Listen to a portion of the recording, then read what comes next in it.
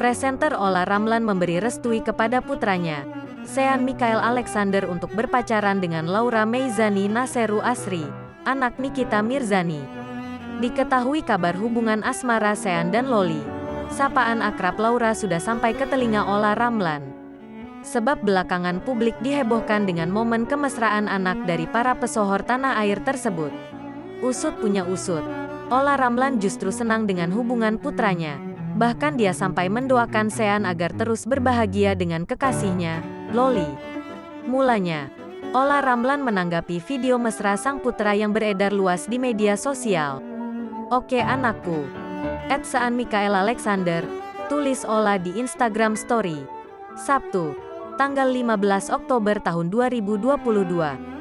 Dirinya kemudian berpesan agar Sean berperilaku baik pada anak Nikita Mirzani, "Be a gentleman always." Tambahnya, di postingannya yang lain pula, ibu tiga anak ini terang-terangan memberikan Sean dan Loli lampu hijau untuk menjalin hubungan asmara.